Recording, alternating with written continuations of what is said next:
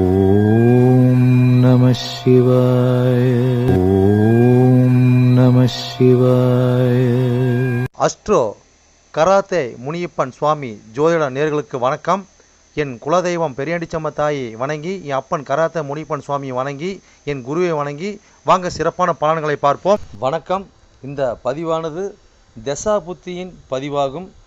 தசா புத்தி உங்கள் ஜனனகால ஜாதகத்தில் எந்தெந்த இடத்தில் இருக்கிறார் என்ற முன்னுரையை பார்த்துவிட்டு பதிவுக்கு செல்வோம். உங்கள் ஜனனகால ஜாதகத்தில் வரும் தசா புத்தி நாதர்கள் எந்தெந்த நிலையில் இருக்கிறார்கள் என்ற பட்டியல் விவரம்தான் இது. விவரத்தை பார்த்துவிட்டு பதிவுக்குள் செல்லுவோம்.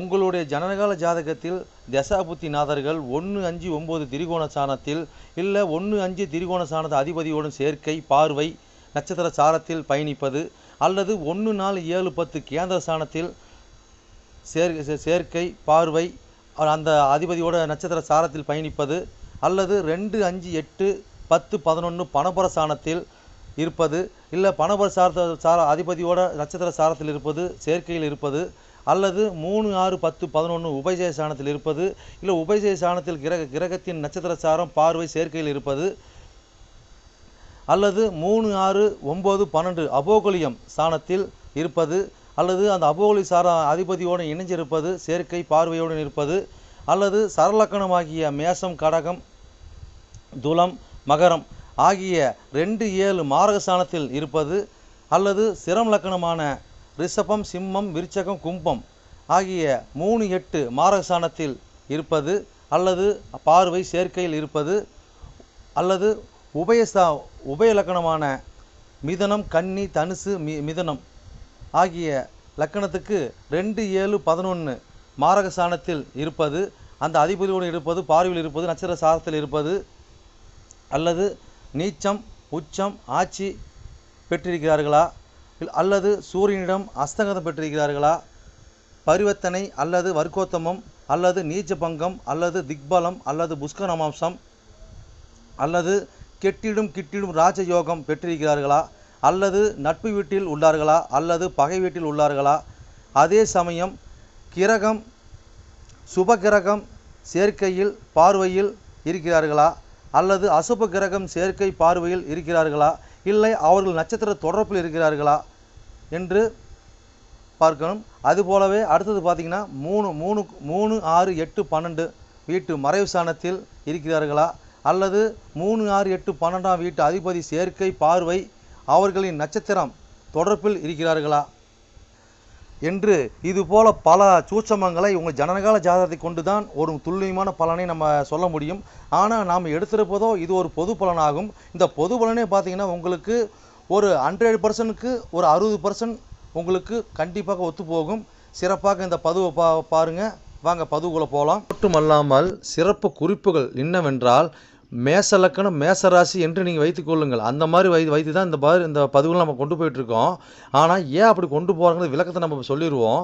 ஆனால் இப்போ பார்த்திங்கன்னா மேச லக்கணமாக இருந்து வேறு எந்த ராசி இருக்க பட்சத்தில் உங்களுக்கு இதில் குறிப்பிடப்பட்ட தசா புத்தி உங்களுக்கு நடக்குமானால் லக்ன பாவக ரீதியாக, அதாவது நீங்கள் வேறு எந்த ராசி இருக்க பட்சத்தில் நீங்கள் ஒரு மேச ராசி இருக்கிறீங்க, இல்லை ரிஷப ராசி இருக்கிறீங்க, இல்லை மிதன ராசி இருக்கிற, இந்த மாதிரி எத்தனை லக்கணமாக, அதாவது மேச லக்கணமாக ரிஷப லக்கணமாக மிதன லக்கணமாக கடக லக்கணமாக சிம்ம லக்கணமாக இப்படி எந்த லக்கணம் இருக்க பட்சத்தில் வேறு எந்த ராசி இருக்க பட்சத்தில் உங்களுக்கு இந்த தசாபுத்தி நடக்குமானால் லக்ன பாவக ரீதியாக அந்த பலன் நீங்கள் அப்படியே பார்த்து அப்படியே பலனை தெரிஞ்சுக்கலாம். அது மட்டும் அல்லாமல் இது பலன் பார்த்தீங்கன்னாக்கா அதாவது நட்சத்திர சாரத்தின் அடிப்படையாக கொண்டது தான் இந்த பதிவாகும். ஓகேங்களா?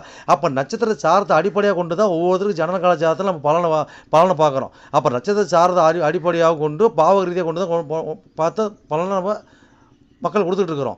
அப்போ அந்த மாதிரி கொடுக்கும்போது பார்த்தீங்கன்னாக்கா இந்த பலன் என்னவா இருக்குன்னு கேட்டிங்கனாக்கா, அப்போ நட்சத்திர சாரத்தை அடிப்படையாக கொடுக்கும்போது பாவக ரீதியாக கொடுக்கும்போது பார்த்தீங்கன்னா, அதாவது பொது பலன் ரீதியாக பார்க்கும்போது என்றென்றும் இது அழியாத பதிவாக இருக்கும் நான் நம்புகிறேன். ஓகேங்களா? அப்போ நீங்கள் எப்பயுமே இந்த பதிவுகள் எடுத்து பார்க்கும்போது பார்த்தீங்கன்னா எந்த ஒரு காலத்திலும் எடுத்து பார்க்கும்போது உங்களுக்கு பொதுவான பலனாக பார்க்கும்போது 100% உங்களுக்கு அப்படியே அந்த பலன் இருக்கும். ஓகேங்களா? மேற்கொண்டது மீதி பார்த்தீங்கன்னா உங்களுக்கு ஜனனகால ஜாதகத்தை கொண்டு எடுத்து பார்க்கும்போது பார்த்தீங்கன்னாக்கா எந்தெந்த இது அமைப்பில் எந்தெந்த வகையில் இருக்குது எந்தெந்த அமைப்பில் இருக்குதுன்னு பட்சத்தில் மீதி பலனை பார்ப்போம்.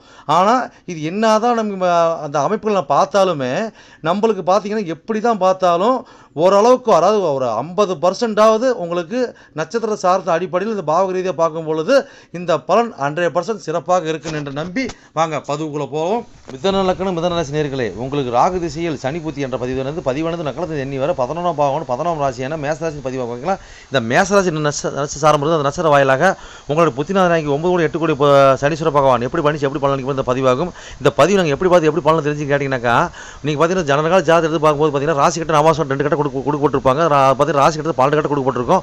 அது 12 ஒரு கட்ட லான் போட்டுருப்பாங்க. லான் கட்ட தான் உங்களுக்கு லக்கணம் முதல் பாவம் ஓகேங்களா. அதாவது 1 2 3 4 5 6 8 9 10 11 எண்ணி வரை 11ஆம் பாவத்தை பற்றி அந்த பதிவு ஓகேங்களா. இந்த நட்சத்திர சாரத்தை எப்படி தெரிஞ்சுன்னு கேட்டிங்கன்னாக்கா, உங்கள் ராசி கட்டத்துக்கு முன் பேச்சு நவாஸ் கட்ட பின் பேச்சில் பார்த்தீங்கன்னாக்கா உங்களுக்கு அதாவது நட்சத்திர சாரம் கொடுத்துருப்பாங்க. ஃபஸ்ட்டு கிரகங்கள் கொடுத்துருப்பாங்க. சூரிய சந்திர செவ்வாய் புதன் கொடுத்துருப்பாங்க. அதுக்கு நேரம் பார்த்தீங்கன்னா நட்சத்திர சாரங்களை வச்சியாக போட்டிருப்பாங்க.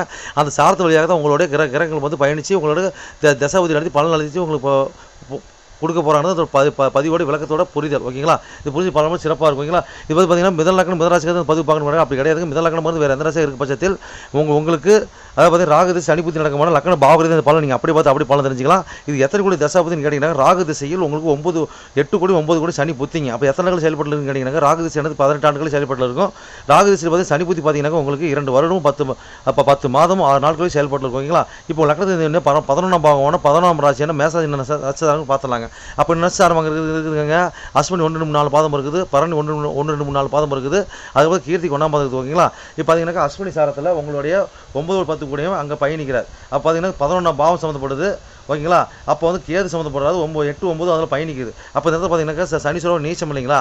அப்போ நீச்சம் மட்டும் தான் அந்த 11ஆம் அதிபதி இடத்துல வந்து அவர் புத்தி நடத்துறாரு ஓகேங்களா. அப்போ இந்த காலகட்டம் பார்த்தீங்கன்னாக்கா நம்ம எது மூலியமாக நம்மளுக்கு லாபத்தை பெறுவோம் மைனஸ் ஆகும் அப்படின்னாக்கா, நம்மளுக்கு பார்த்தீங்கன்னாக்கா அதாவது நம்ம தேவையில்லாத ஒரு அலைச்சல் தேவையில்லாத ஒரு பிடிமானத்தை பிடிச்சிக்கிட்டு அதில் லாபம் பெறது கூட நம்ம இது பண்ணுவோம்.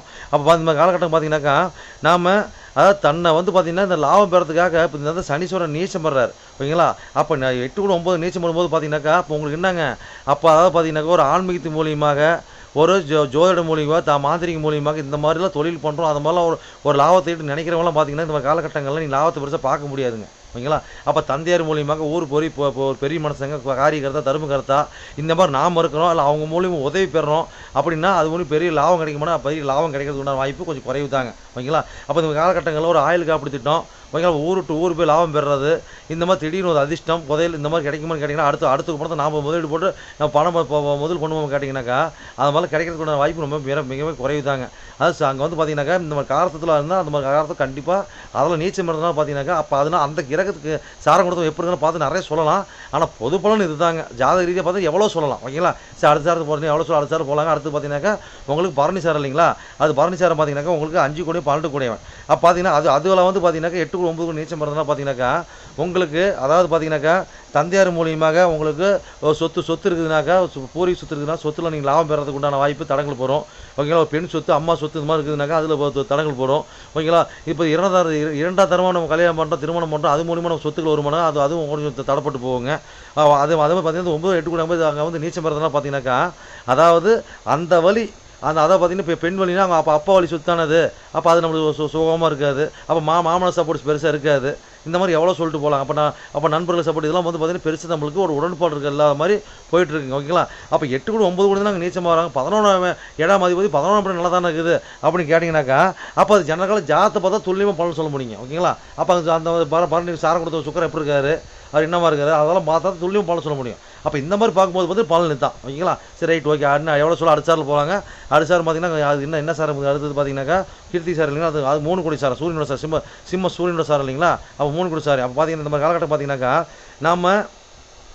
அதான் அப்போ நம்ம தந்தையார் மூலியம் எவ்வளோ தான் முயற்சி பண்ணாலும் இந்த காலகட்டங்களில் பெருசாக நம்மளுக்கு உபயோகம் இருக்காதுங்க ஓகேங்களா. அப்போ இளைய சகோதர மூலியமாக நம்ம உபயோகம் இருக்காது. தகவல் மூலியமாக நம்ம உதவி பெறுறது ஓகேங்களா. நீண்ட தூர பயணம் அது சிறு பயணம் அது தகவல் தொடர்பு இளைய சகோதர தொடர்பு நம்மளோட வீரியம் நம்மளோட முயற்சி இதெல்லாம் பார்த்தீங்கன்னா காலகட்டங்களில் தடப்பட்டு போகுங்க. அது மூலம் லாபத்தை பெறக்கூடிய அமைப்பும் ஒரு சோதனமும் நிதானமும் நம்மகிட்ட இருக்குதுன்னு கேட்டாக்கா கொஞ்சம் மண்டை குழம்பு போன மாதிரி தான் இருக்கக்கூடிய சூழ்நிலை வருங்க ஓகேங்களா. அப்போ அதே மாதிரி சொன்ன மாதிரி சொல்கிறேன் முன்னுரையில் கொடுத்துருப்பேன் ஓகேங்களா. அது நீச்சப்பட்ட கிரகம் வரும்போது இந்த இடத்துல கொஞ்சம் பிரச்சனையே ஓகேங்களா. இது மற்றபடி ஜனகால ஜாதக அலசி அந்த சாரம் கொடுத்து எப்படி இருக்கிறாங்க என்ன இது எப்படி இருக்காங்க பார்த்து நான் பலன் தெரிஞ்சுக்கலாம் ஓகேங்களா. இது பயணிச்சு போய் சிறப்புன்னு வாழ்வீங்க. என்னோட பதிவை நீங்கள் சிறப்பாக கேட்டிருப்பீங்கன்னு மனதார நான் நம்புகிறேன். நீங்கள் கேட்டது வெறும் கோச்சார பலன் தான். உங்கள் ஜனகால ஜாதகத்தை கொண்டு பார்க்கும்போது தான் எந்த கிரகம் எந்த சாரம் வாங்கி வாங்கியிருக்குது, எந்த கிரகம் எந்த எந்த பாவத்தை பார்க்குறாங்கன்னு சொல்லி துல்லியமான பலனை பார்க்க முடியும். நீங்கள் துல்லியமான பலனை நீங்கள் பார்க்கணுனாக்க என்னோட வாட்ஸ்அப் நம்பர் கீழே ஓடிட்டு இருக்குதுங்க. நீங்கள் வாட்ஸ்அப் நம்பரை மூலியமாக என்னோட ஜாதத்தை நீங்கள் அனுப்பி நீங்கள் என் மூலியமாக துல்லியமான பலனை நீங்கள் அறிஞ்சிக்கலாம்.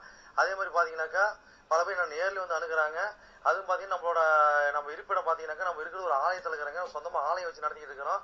வீரசக்தி நாகம்மா திருக்கோயில்னு சொல்லி நடத்திட்டு மற்றும் கராத்தே மூலியமாக சொல்லி நடத்திட்டு இருக்கிறோம். அதில் பார்த்தீங்கன்னா வீரசக்தி நாகம்மா திருக்கோயில் சேவை அறக்கட்டளை மூலியமாக நம்ம கோயில் இயங்கிட்டு வருதுங்க. எல்லாத்தையும் பார்த்தீங்கன்னா துல்லியமாக பர்ஃபெக்டாக நம்மகிட்ட இருக்க எல்லாமே இருக்கும். எந்த ஒரு தோஷம், எந்த ஒரு காரியம், எந்த ஒரு பரிகாரம்னா நம்ம ஒரு கஷ்டமும் நம்ம கேட்டு தான் வந்து அவங்களோட காரியத்தை வந்து முன்னெடுத்து செய்கிறாங்க. அந்த நம்பிக்கைக்காரமாக நம்மளோட பலன் இருக்கிறதுனால தான் இந்த மாதிரி கஷ்டமும் நம்மகிட்ட அணுகி நம்ம சிறப்பு பலன் அடைஞ்சிட்டு இருக்கிறாங்க. இது போல ஒவ்வொருத்தரும் பலன் அடைகிறது எங்களோட ஆசை. அது மட்டும் இல்லாமல் பார்த்தீங்கன்னாக்கா எங்கள் கோயிலுக்கு லீடர்ஷிப்னு பார்த்தீங்கன்னாக்கா எங்களுடைய கிருஷ்ணசுவாமிங்க வாக்கு சித்தர் பார்த்தீங்கன்னாக்கா கிருஷ்ணசாமி, அது சோழி பிரசன்னம் கல்லு கூடு சொல்லுவாங்க இல்லைங்களா, அது சிறப்பான முறையில் சிறப்பாக பார்ப்பாருங்க. நேர்முகமாக பார்க்குறாங்க, ஆன்லைன் மூலமாக பார்க்குறாங்க. நீங்கள் யார் என்னன்னு தெரியாது, உங்களோட ஃபுல் டீட்டெயில் அப்படி சொல்லுவாருங்க. ஓகேங்களா, உங்களோட டீட்டெயில் சொல்லி உங்களுக்கு பேரை சொல்லி சோழி போட்டாருன்னா சிறப்பான முறையில் சிறப்பாக உங்களை சோழி பிரசனை பார்த்து அருமையாக சொல்லுவாருங்க. அதே மாதிரி பார்த்தீங்கன்னா அது மூலியமாக நீங்கள் இதில் பார்த்து நீங்கள் அணுகி அது மூலியமாக தெய்வ அருள்வாக்குங்க அது. ஓகேங்களா, அது மூலியமாக நீங்கள் வந்து சிறப்பான பலன் நீங்கள் அடையலாங்க. எந்த ஒரு காரியமாக இருந்தாலும் எந்த ஒரு விஷயங்களா இருந்தாலும் துல்லியமான பலன் துல்லியமா இருக்குங்க. சொல்றது அப்படியே நடக்கும், சிறப்பா இருக்குங்க. சரி நேயர்களே, உங்களிடமிருந்து விடைபெறுவது S. Balu Jayavel, MA astro. நன்றி, வணக்கம்.